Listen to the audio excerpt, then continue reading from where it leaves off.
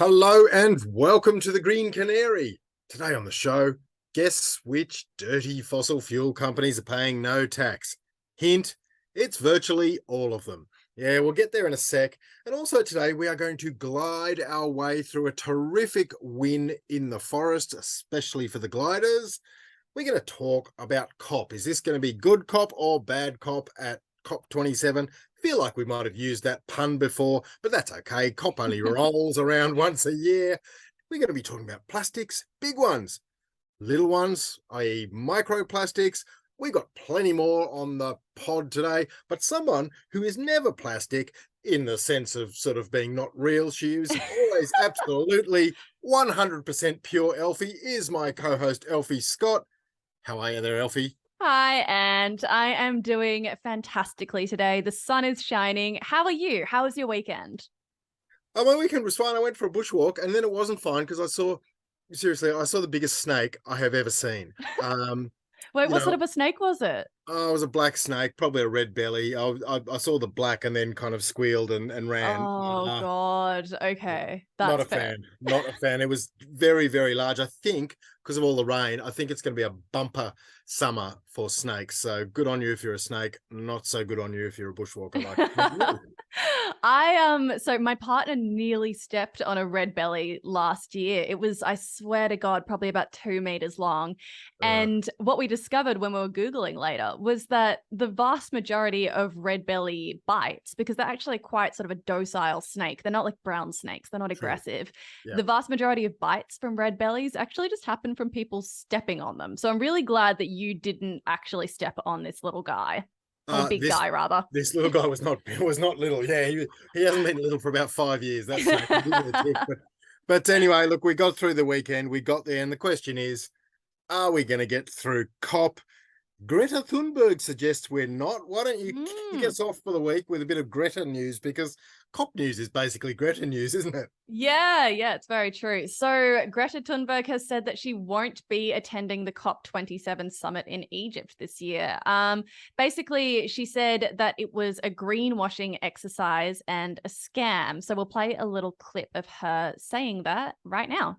The way that COP27 would, for me, be considered a success or a step forward would be that more people realize what a scam it actually is under current circumstances.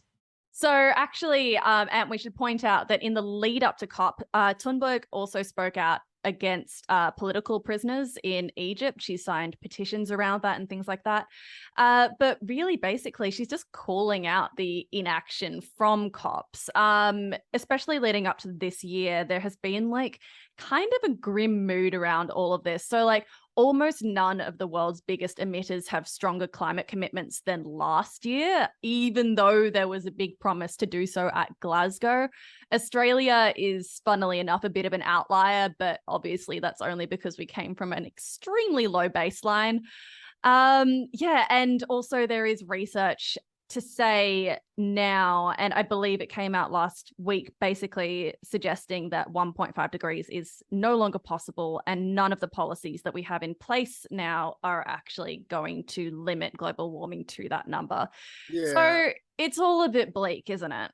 I was going to use that word. That is bleak. And, I saw Greta on the ABC. I saw that interview. And, I heard her say the word scam twice. So, look, it may well be a scam. We know that fossil fuel companies were there last time, hanging out, lobbying away. That's the sort of thing that would make it a scam. But we also know that COP is important. I believe in COP. I choose to believe in COP because I have to believe in COP because I need to believe in COP, even if COP is not worth believing in. Yeah, I think that's fair. And, there are so many reminders why it's important. There was a good report by the Climate Council this week. They released a thing called G'day COP27, Australia's Global Climate Reset. So, the Climate Council's out there putting material before the world saying, hey, we're a different Australia now. That makes me proud. There was a lot that caught my eye in that report, by the way, actually. But one thing was that in the months leading up to this year's COP27, extreme weather records have been absolutely decimated in every single continent, whether it's crippling droughts across East Africa, Western Europe, and beyond, to the devastating floods everywhere from Pakistan to, as we've seen in Australia, heat waves, you name it. So, the Climate Council put in this really important document that I think reminds us why it is important that we get something done at COP. Even if 1.5, the old Paris number, is out the window, maybe we can get 1.51. Yes, yeah. Let's not give up. I mean, that is an arbitrary number, so let's not give up. And I believe some people from the Climate Council are heading over, so I'm going to try and make it our business to have a chat to them when they get back and say, guys, how bad was it? Was it good COP or was it bad COP? We'll find out. Yeah, absolutely. Well, that is brilliant, Ant. And let's move on to the next story. So this one has caused a bit of a stir on social media this week. So a few days ago, the Australian Tax Office released their corporate tax transparency report. God, that's a mouthful. Yes. For the 2020 to 2021 income year. This is basically a report that looks at the total income, the taxable income, and the tax paid by Australia's biggest corporations. And the thing that has caught a lot of people's eyes is the amount of tax, or rather lack thereof, that has been paid by Australia's biggest emitters, biggest fossil fuel companies. So, Ant, do you want to go through the numbers here? Or the number, should I say? Well, there are numbers. I mean, the reason the fossil fuel people stand out is, look, we all know that in the real world, if a company has revenue but isn't profitable, it doesn't pay tax. We know from the Australian Tax Office's corporate tax transparency report that this was for, by the way, the 2020-2021 financial year or income year. We know that 2,500 companies paid a combined 70 billion or thereabouts in income tax. That was more than the previous year. It was the highest since this report has started. There is good news. The ATO is getting people and making them pay tax. The bad news is that zero was paid by a whole lot of fossil fuel companies. Now, when I say the bad news, I'm not alleging anything untoward. I'm sure there are reasons why they haven't paid tax. I don't understand those reasons. I am not an accountant, but nonetheless, it is a shame. You would stop short of calling it shameful, but you would definitely say it is a shame that these companies can find no tax except for Chevron. Elfie, is that the number you wanted to talk about? Oh, yes, that is the single number I wanted to talk about. So, Ant, do you want to give the audience the total tax that Chevron paid in that year? I just want the world's longest drum roll and exactly $30. $30, $30, $3 times 10, 6 times 5. That is what Chevron, 6 coffees, paid in tax. $30. So it's about half a tank of petrol, ironically. Yeah, it is. My heart goes out to Chevron because they're trying so hard to make a profit here in Australia. Seems like they just can't do it. Where's the violin? My daughter plays the violin. I should have brought it with me. I'm going to start playing the violin for Chevron because they couldn't afford to pay more than $30. But look, there's all these people there. You name them, Ampol, Whitehaven Coal, and you name it. Anyone who's in the fossil fuel game seems to have ducked, or virtually everyone, paying tax. Now, you've just had a quick chat, haven't you, to Michael Mazengab. He is the renewable energy and climate change consultant, absolute guru with all of this stuff. It was his tweet that put this issue on the map. It got about 24 trillion retweets last I looked. We actually shared it through the Green Canary Twitter feed. What did Michael say when you said to him, how do they actually get away with this? How do they pay no tax? Yeah, right. Okay. So what he said was that basically fossil fuel companies can be in this really unique position where they can announce profits, but they can also report accounting losses to the ATO once deductions like R&D are accounted for or the impacts of asset write-downs are taken into account. So, for example, a lot of resource companies, they have significant losses reported in previous years, because it takes a huge amount of money to build facilities and things like that. So they'll report massive losses early on, and that can be used as an offset against future profits. Look, you said a really key word there. That word just is ringing in my ears. I can't get rid of it. You said the word offset. You know, they offset all these R&D type expenses. They're always R&Ding. That's what they do. They go looking for stuff to pick up. But the word there was offset.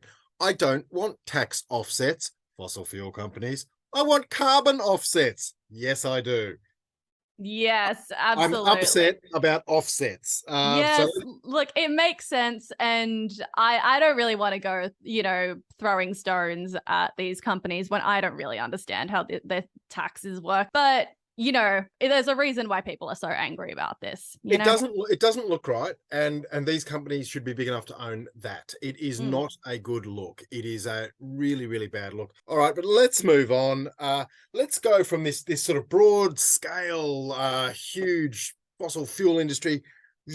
Let's shrink things down, Alfie, and let's talk about a small story, which is also a really big story. It's our feature interview this week, and it's about forests in Victoria. Now, the Supreme Court of Victoria has found that VicForests, which is the state-owned logging company, has not properly surveyed forest coops. They're the small blocks that it is legally logging, but it has illegally not surveyed them properly, looking for gliders. That is why in the intro I said, let's glide into this story.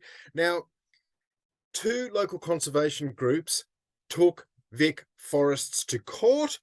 The result came through last Friday. It's a terrific result. We don't need to say too much more. Why don't we roll my interview this week with Sue McKinnon? She's president of the Friends of Kinglake Forest, which are one of the 2 groups that took VicForests to court. Let's hear from Sue.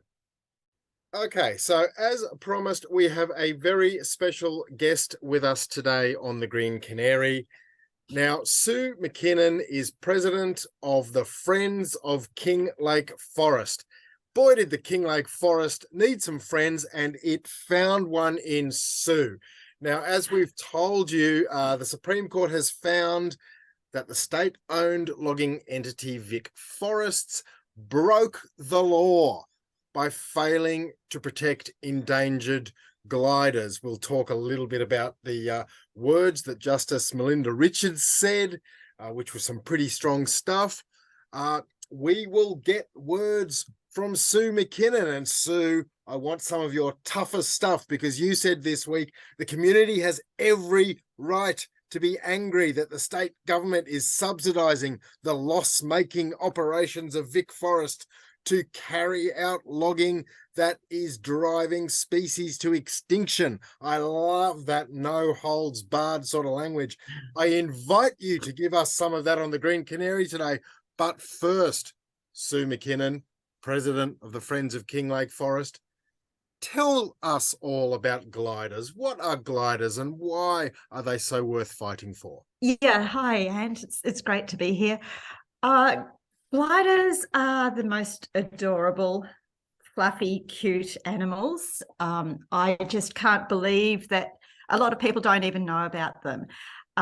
They come out at night, I guess, so that's makes them tricky to get popular. They are in the high forests, they're in wet areas, cold areas. So again, they're not just in your local urban location. In our case, there's greater gliders and yellow-bellied gliders. And greater gliders are the largest gliding marsupial in the world. Yellow-bellied gliders are the second largest. Wow. They're about the size of a cat. They're both very, very fluffy. They've got a very, very long tail. They've got big fluffy ears, and particularly the greater glider has got huge eyes. So when you go out at night spotlighting, you just hold your torch and shine it round, and you catch these amazingly bright white orbs and looking at you. And If then a bird watcher is a twitcher, what's a glider watcher? A glitcher? I don't know. A glitcher. Yes. You can have that. You can have that for nothing. Yes, thank you. We'll take that. We're generous folk here at the Green Canary. And before we move on to the actual court case that you've won, just last thing about gliders, how far do they glide? I mean, do they use their special powers to jump from tree to tree, or what's the deal there? Oh, they can glide 80 metres. Wow. Yeah. So they only have a couple of glides a night because they just eat leaves. So they just eat eucalypt leaves, which are very low in nutrients and very high in toxins. So like the koala, that's why they just sit around most of the time, because they grab a few leaves and then they have to digest, and they have to sit and wait until those toxins are denatured before they can grab another meal. This means that they live really on the edge of their nutritional capacity, and that it's another reason why they can't just change their home range. They're very loyal to their home range, which is only a few hectares, and they don't have the energy to just go and find another home range when theirs is cut down. They live in hollows, so they need large trees with large hollows to live, and they'll have about 20 hollows that they need to swap between in their home range. So if you need a lot of hollows, which means you need a lot of old trees, if you don't like traveling big distances because you're half stoned like a koala, you're probably not best mates with VicForests, and you identified the Friends of King Lake Forest, that is your group, and other environmental groups. You identified that VicForests were not doing their part. They were not taking the science seriously. They were not looking at patches of forest that they were going to log and going, hey, are there really gliders here? Have we looked at the whole forest? So give us the kind of 1 minute potted summary. You went to court, and what happened next? Okay, so we went to court.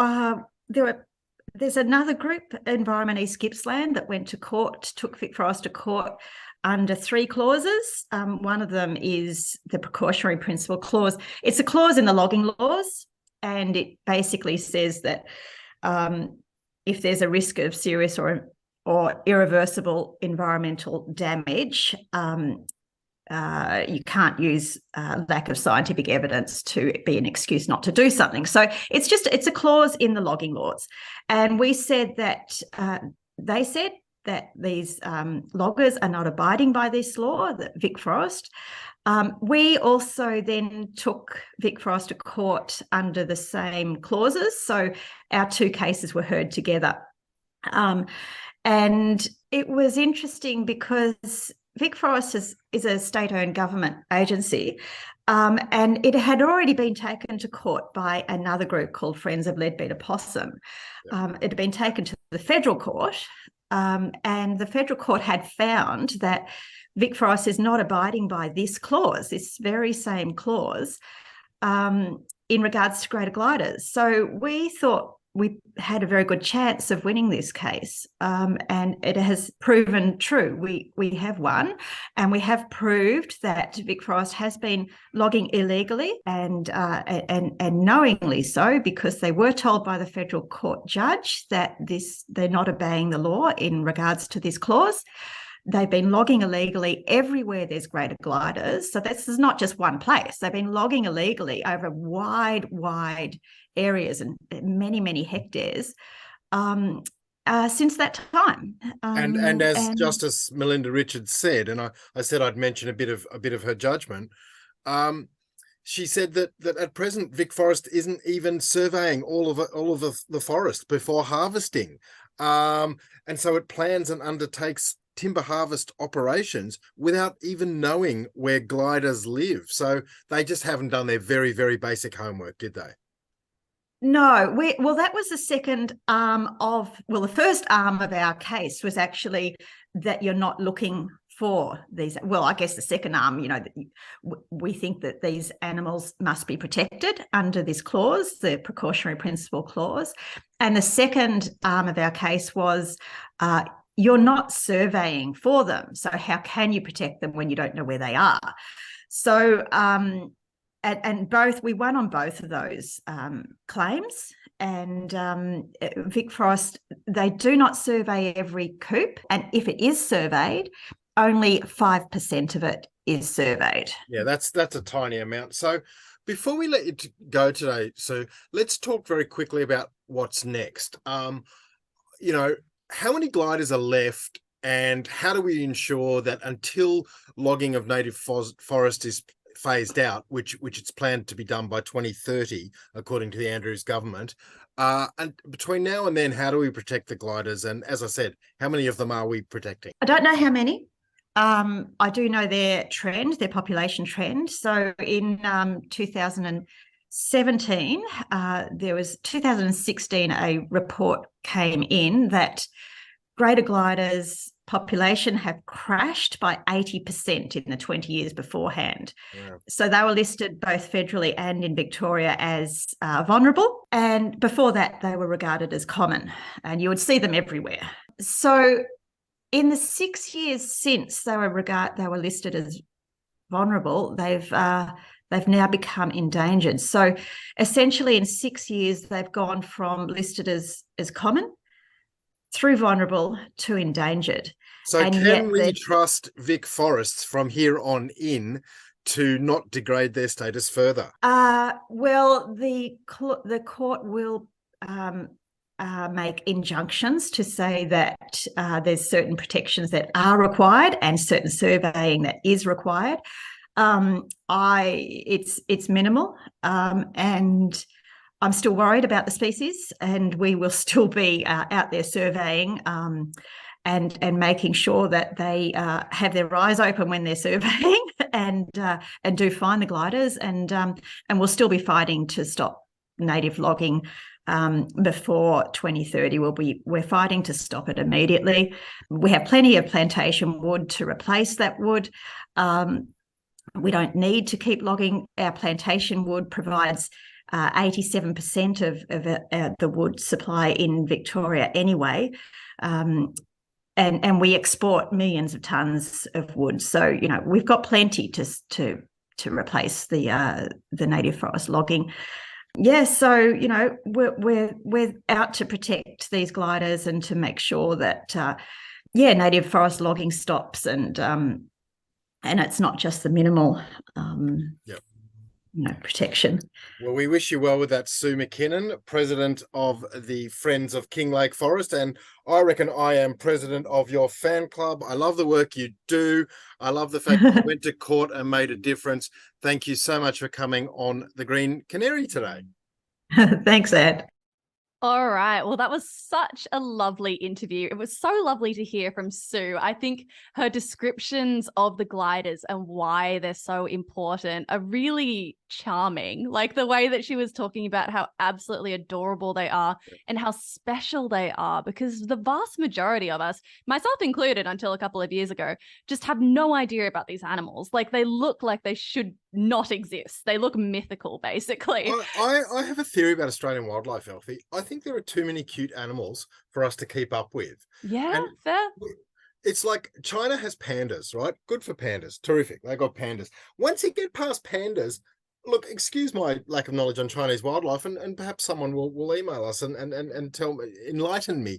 But the point is, pandas are just a standalone, way out in front on the Chinese animal cuteness stakes, as far as I know. Kangaroos are cute enough. We got koalas. We got quokkas, Elfie. Quokkas. We got bandicoots. Did you see the bandicoot I put in the newsletter the other day? Yeah. We've got gliders. We have too many, and that almost gives us saving cute animal fatigue. That's kind of Is that your theory? Well, thankfully there are people out there like Sue McKinnon who does not have saving cute animal fatigue or saving forest fatigue. It is wonderful that they've taken on VicForests and won. I salute them. Yeah, absolutely. All right. Now let's talk about our mulch stories of the week, shall we, Ant? So, first story. I came across this study and I thought I would bring this to you because it actually relates to a study that you brought me. Sorry, I'll say that again. All right. And I thought that I would bring this to you because it actually relates to a story that you brought me this week. So, this is research from the University of Queensland that has found that microplastics, which are the tiny shreds of plastic that are ending up basically everywhere on our planet right now, these tiny little bits of plastic can carry viruses. So the researchers found that viruses can hitchhike on microplastics and actually prolong the infectivity of these viruses. So they looked specifically at E. coli in the study, and they found that over half the viruses that were attached to microplastics could be detected 10 days after, I guess, it was attached to the plastic, which is a long shot more than if the virus was just floating by itself in the water, which is pretty disturbing. It is. What you're telling us here is that not only are microplastics toxic and polluting and bad, they also help viruses get a free ride around the place. Yes. Yeah, totally. And the concern that the researchers were saying was that basically there are these pockets of ocean where microplastics accumulate, and it could be really risky to eat seafood that's been living in that water and is being contaminated by those plastics. Obviously, the impacts need to be investigated further, but it's definitely a very worrying first signal about a broader implication and consequence of having these microplastics everywhere. Yeah, that's not good. And we've got another not good one for you, but we are going to end on a positive note because we do like to do that. But look, from tiny pieces of plastic to great lumps of it, I guess the thing I brought to your desk this week, as we were saying, what's going on in the green news world, was a bit of social media from the group Ocean Cleanup. They dumped on board one of their ships a load of big plastics, so not microplastic, but just big plastic waste. And they seemed to have a converted fishing trawler, and they were using like the fishing trawler equipment. They dumped, oh my God, I think it was something like 10,000 kilos, which is 10 tons Yeah. of gunk, of plastic gunk, that they, technical term gunk, that they got from the Great Pacific Garbage Patch. Now, I don't know if we've talked about the Great Pacific Garbage Patch once, I believe. It's actually two patches. It's in a sort of zone of the Northern Hemisphere, in an oceanic gyre, which is one of my favorite words, Gyre. But basically, sort of between California and Japan, you've got this zone where the plastic concentrates and sits, and they went and scooped up the most enormous amount of it. Latest count, the Great Pacific Garbage Patch has something like 3 million tons of plastic. So wow. Bring on that global plastics treaty that we spoke about recently that we don't have yet, but it's got to be happening soon, doesn't it? Yeah, completely. God, that video is pretty spectacular. If anybody wants to go onto our Twitter and see it, it's from Ocean Cleanup. So yeah, make sure to watch it. And also, they're a very interesting organization. I would look into them just generally, because I appreciate any organization that is developing technology and rolling out these programs to pick up that sort of plastic waste from the ocean. Indeed. Right. And there is actually a website called plasticstreaty.org that you can go to and call to action and harass people to get a proper treaty in place. Ooh, we love harassing people for a treaty. Why not? Well, we certainly do. And, you know, harassing people in a good way is sort of the theme of this episode, isn't it, Elfie? So why don't you take us into our last story? Look, I wouldn't say that Tanya Plibersek has been harassed. She has been politely pointed in the direction of. And now this week, the Federal Environment Department has agreed to reconsider 18 proposed oil and gas projects based on their impact on climate change. So this is actually an update of a story that I spoke about a couple of months ago, where an environmental group called the Environmental Council of Central Queensland basically dumped all of these documents on Tanya Plibersek's desk and asked the Environment Minister to reconsider a bunch of decisions about proposed fossil fuel projects. Basically, the argument that the council is making is that climate change isn't taken into account under the Environmental Protection and Biodiversity Conservation Act. And it really should be when you look at the impact on animals, plants, and places that are caused by these fossil fuels. So if you remember back to that story, basically the council were asking Plibersek to re-examine the projects under this like little used legal process that's outlined in environmental laws, where new information can be submitted that forces reconsideration to happen. The department has now said that the request is valid and it's open for public comment on their website now. So yeah, it's very, very positive news, and I'm very happy for the council. They must be completely celebrating this win. Yeah, it's a great win. I remember your interview. I think she was Christine Carlisle, wasn't she? The head of the Enviro Council of Central Queensland, and she, you know, she's done a great thing. She said to the Federal Environment Minister, "Oi, you cannot approve this stuff without looking at the climate aspects." And the Federal Environment Minister has gone, "You're right. You're right. I actually must consider that." And again, I come back to our feature interview this week. A bunch of forest activists said to state government, or a state government-owned forest logging entity, you can't do that without having a look at the gliders. And the courts have ruled, yes, they must look at the gliders.